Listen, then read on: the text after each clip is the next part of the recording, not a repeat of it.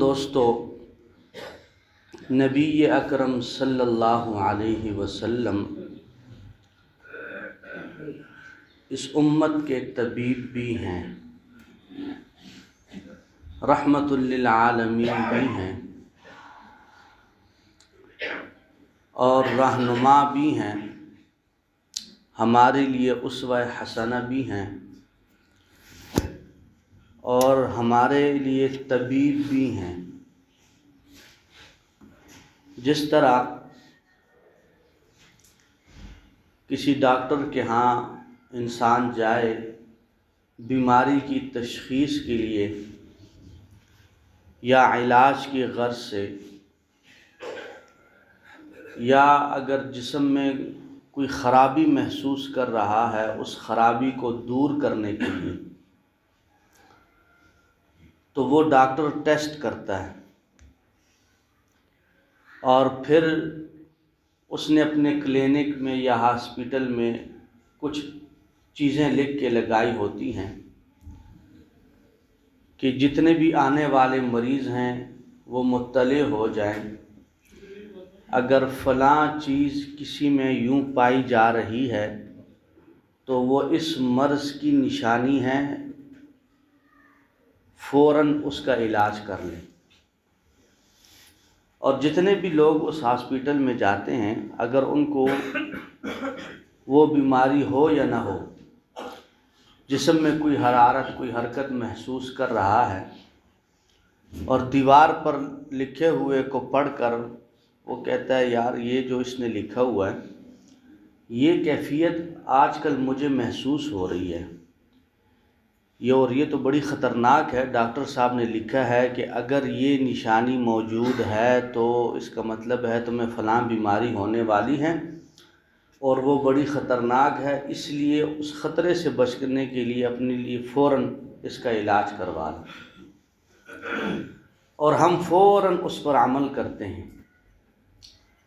تو اسی طرح میرے محترم دوستو، میرے بزرگوں، نبی اکرم صلی اللہ علیہ وسلم نے ہمیں زندگی گزارنے کا طریقہ سکھا دیا۔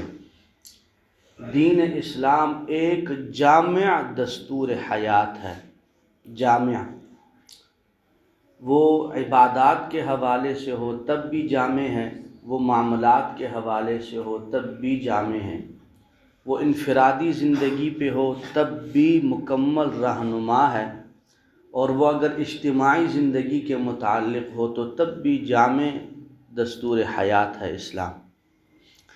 اس کے باوجود نبی اکرم صلی اللہ علیہ وسلم نے مختلف موقعوں پر مختلف بیان ارشاد فرمائے ہیں۔ جس طرح ابو داؤد کی بھی حدیث ہے، مسلم شریف کی بھی حدیث ہے کہ اگر ایسی نشانی تم میں پائی جائے، اور وہ نشانی کیا ہے؟ وہ نشانی یہ ہے، فرمایا کہ اگر تم اپنے ایمان کو ذرہ ذرہ پہ بیچنا شروع کر دو تو زمین کے اوپر سب سے بدترین لوگ تم ہی ہوگے۔ کیا فرمایا؟ اگر چھوٹی چھوٹی بات پر ایمان بیچنا شروع کر دو تو زمین کے اوپر سب سے بدترین لوگ آپ ہو۔ ایک اور روایت میں فرمایا کہ زمین کے اوپر بوجھ ہوں گے وہ لوگ جن کے اندر یہ نشانی پائی جائے گی۔ ایک اور روایت میں فرمایا کہ بوسا ہوں گے وہ لوگ، بو ہوں گے وہ لوگ جن کے اندر یہ نشانی پائی جائے گی۔ اب آپ صلی اللہ علیہ وسلم طبیب ہیں اور انہوں نے ایمان والوں کو متنبع کر دیا ہے کہ لوگوں اگر ایسا وقت آ جائے تو پھر یاد رکھنا کہ یہ نشانی اگر میرے اندر یا کسی کے اندر پائی گئی تو یوں سمجھ لو کہ ہم سے برا آدمی زمین کے اوپر کوئی نہیں ہے، ہمارا وجود زمین کے اوپر بوجھ ہے، ہمارا وجود ان لوگوں میں شمار ہوتا ہے جو سب سے بدترین لوگ ہیں۔ اس لیے نبی اکرم صلی اللہ علیہ وسلم نے فرمایا کہ لوگوں بے ایمانی سے اپنے آپ کو بچاؤ۔ دیکھیں ہمارے ہاں زور اس چیز پر دیا جاتا ہے کہ اعمال کرو اعمال کرو، صرف اعمال پر زور دیا جاتا ہے، اور اعمال کی وجہ سے لڑائیاں بھی ہوتی ہیں کہ یوں کر لو یوں کر لو یوں کر لو، حالانکہ اعمال کے 12 درجات ہیں، 10 درجات ہیں، 8 درجات ہیں۔ کیا ہے جی؟ یوں کرنا فرض ہے، ٹھیک، یوں کرنا فرض نہیں واجب ہے، یہ دوسرا درجہ۔ یوں کرنا واجب نہیں سنت ہے، یوں کرنا سنت نہیں بلکہ مستحب ہے۔ یہ اعمال ہیں نا، کہ اگر یوں کر لو گے یہ نفل پڑھنا، اشراق پڑھنا اس کا یہ ثواب ہے، چاش پڑھنا اس کا یہ ہے، وتر وہ اس کا الگ درجہ ہے، فرض نماز اس کا الگ ہے، سنت اس کا الگ ہے، مسواک الگ ہے، فلاں فلاں فلاں فلاں۔ کوئی عمل فرض ہے، کوئی عمل واجب ہے، کوئی عمل سنت ہے، کوئی عمل مستحب ہے، اور ہم اس چیز پر لڑتے ہیں، لیکن جس پر ہمیں لڑنا چاہیے ہم اس پہ نہیں لڑتے، اور وہ کیا ہے؟ ایمان۔ اللہ نے فرشتوں کے ایمان کو ایک جگہ پر فکس کر دیا ہے، نہ وہ نیچے آتا ہے نہ اوپر جاتا ہے، اور انبیاء کا ایمان بڑھتا رہتا ہے، بڑھتا ہے بڑھتا ہے بڑھتا ہے بڑھتا ہے، لیکن عام مسلمانوں کا ایمان کبھی کم ہوتا ہے، کبھی اوپر جاتا ہے، کبھی نیچے جاتا ہے، کبھی اوپر جاتا ہے۔ اس لیے جب ہم کسی نیک مجلس میں بیٹھتے ہیں تو ہمارا ایمان بڑھتا ہے، اور اگر ہم اس نیک مجلس سے، اللہ کے گھر سے، مدرسے سے، درس و تدریس سے، بیان سے، وعظ و نصیحت سے باہر نکل جائیں، بازار کی صورت میں، تجارت کے اس میں، تو ہمارے ایمان کی کیفیت کم ہو جاتی ہے۔ تو آپ صلی اللہ علیہ وسلم نے فرمایا کہ ایسا وقت آئے گا کہ لوگ چھوٹی چھوٹی باتوں پہ اپنا ایمان بیچ دیں گے، اور جو شخص ایسا کرے گا وہ زمین کے اوپر بوجھ ہے، اور جو ایسا کرے گا وہ بدترین لوگوں میں شمار ہوگا، اور جو ایسا کرے گا اس کی مثال بھوسے کی ہے۔ گندم کی کٹائی ہوتی ہے، اس سے جو چیز قیمتی ہوتی ہے وہ الگ ہو جاتی، گندم ایک طرف آ جاتی، بھوسا ایک طرف رہ جاتا ہے۔ اب بھوسا بکتا ہے، پہلے بکتا ہی نہیں تھا، پوچھتا ہی نہیں تھا کوئی۔ تو اس لیے میرے محترم دوستو، ہم نے اپنے ایمان کی فکر کرنی ہے۔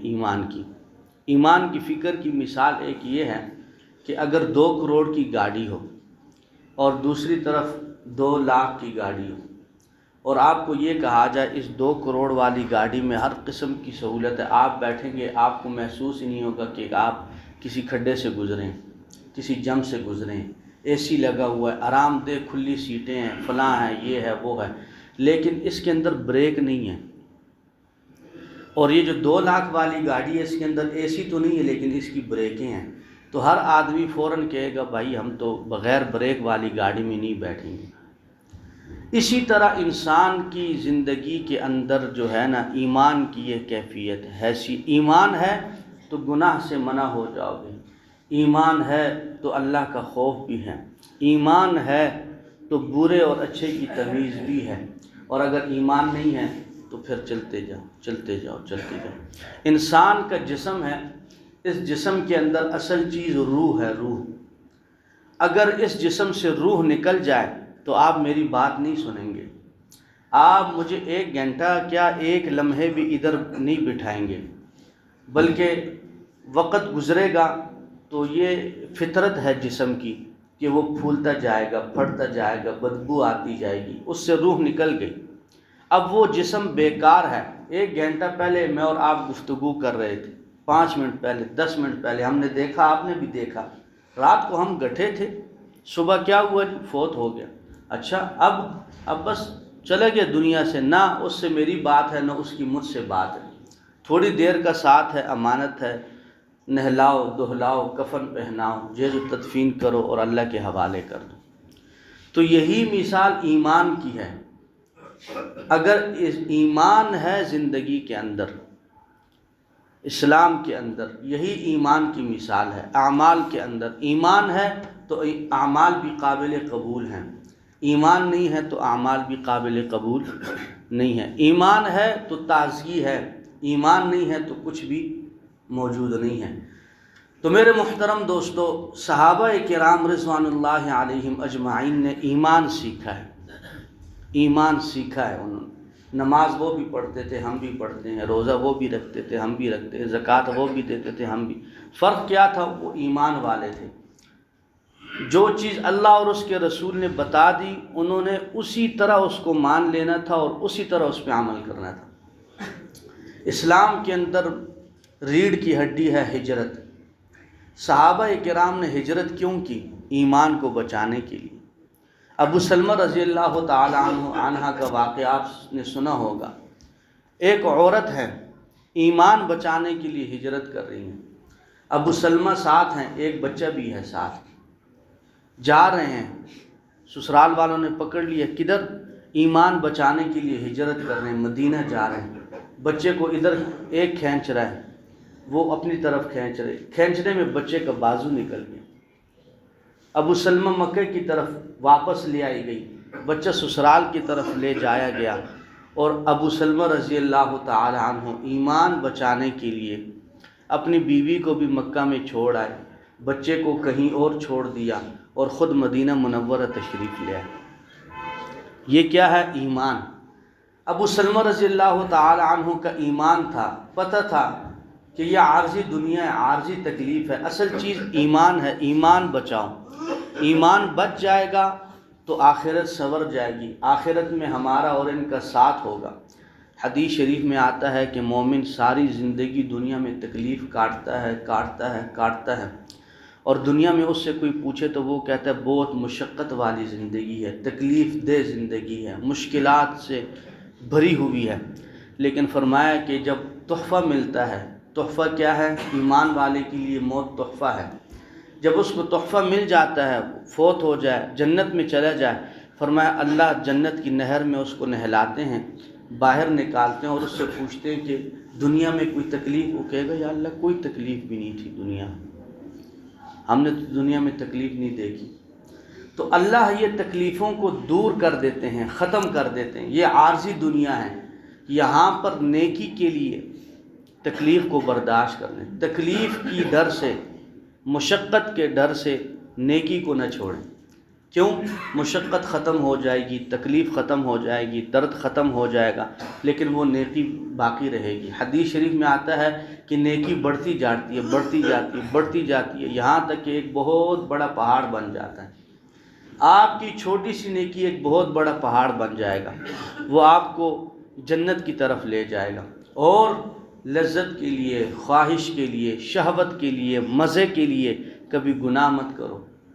لذت بھی ختم ہو جاتی ہے، خواہش بھی ختم ہو جاتی ہے، شہوت بھی ختم ہو جاتی ہے، لیکن گناہ پلتا ہے، پلتا ہے، پلتا ہے، پلتا ہے۔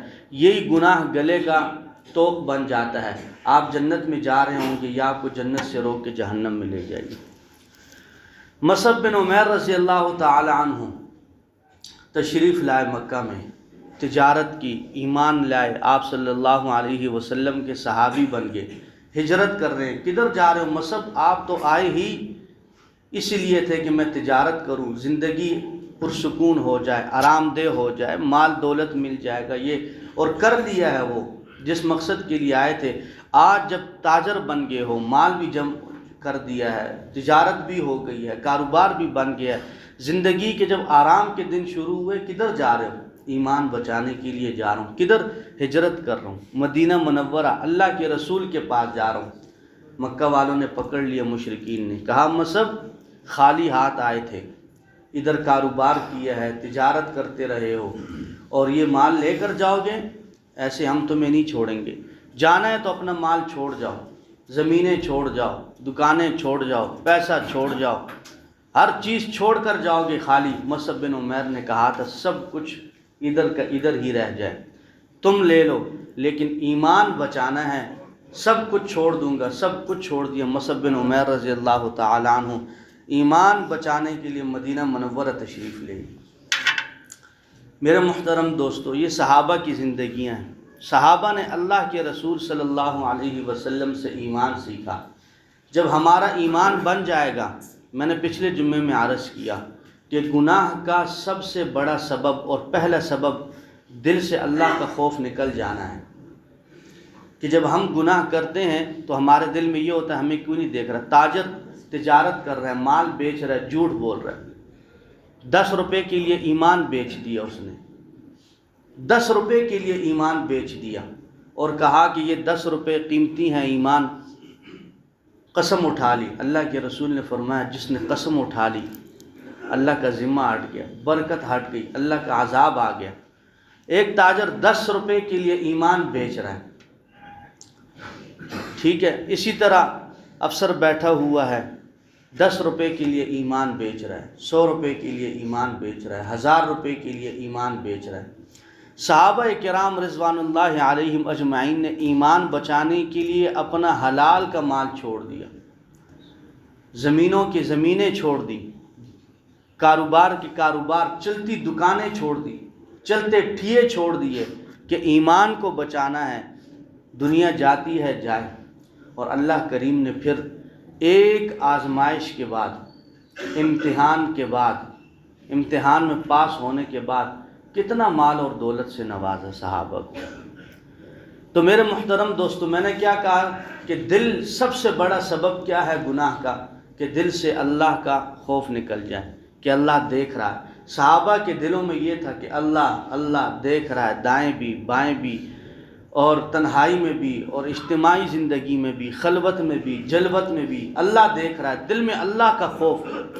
آج ہمارے دلوں سے اللہ کا خوف نکل گیا، اور یہ حدیث اگر ہم غور کریں، فکر کریں، تنہائی میں بیٹھیں، چرپائی پہ بیٹھ کے، بیڈ پہ بیٹھ کے، رات کی تاریکی میں اٹھ کر غور کریں کہ اللہ کے رسول نے فرمایا کہ ایسا وقت آئے کہ جب کوڑی کوڑی پہ ایمان بیچ دیا جائے تو وہ آدمی سب سے بدترین آدمی ہے، وہ آدمی زمین پر بوجھ ہے۔ اللہ کے رسول نے فرمایا وہ آدمی بھوسا ہے، اس کی زندگی کا کوئی مقصد نہیں ہے، وہ 302 سے بھی سخت خطرناک قسم کا مجرم ہے۔ تو ہماری آنکھیں کھل جائیں گی۔ ہم اگر اپنے گریبان میں دیکھیں کہ ہم 10 روپے کے لیے تاجر جھوٹ بول رہے ہیں، افسر 10 روپے کے لیے ایمان بیچ رہا ہے، جھوٹی قسمیں اٹھا رہے ہیں، امانت میں خیانت کر رہے ہیں، لڑائی کر رہے ہیں، جھگڑا کر رہے ہیں، فساد کر رہے ہیں، فراڈ کر رہے ہیں، دھوکہ دے رہے ہیں، کس لیے؟ اس ٹکے کے لیے۔ تو میرے محترم دوستو، اللہ ہمارے ایمان کی حفاظت فرمائے، اور ہم سب کو اللہ ایمان سیکھنے کی توفیق عطا فرمائے۔ اگر ایمان ہوگا تو اعمال بھی ٹھیک ہوں گے، ایمان ہوگا اللہ پہ یقین اور بھروسہ بھی ہوگا، ایمان ہوگا تو آخرت کی فکر بھی ہوگی، اور اگر ایمان نہ ہو تو آخرت کی فکر نہیں ہوگی۔ ایمان نہ ہوگا تو نیکی کا دل ہی نہیں کرے گا، ایمان نہیں ہوگا تو ہم پھر 10 روپے کے لیے اپنے ایمان کو بیچ دیں گے۔ اللہ کریم ہمارے ایمان کی حفاظت فرمائے، اللہ ہمیں ہدایت عطا فرمائے، اور جو سنا سنایا اللہ ہم سب کو عمل کی توفیق دے۔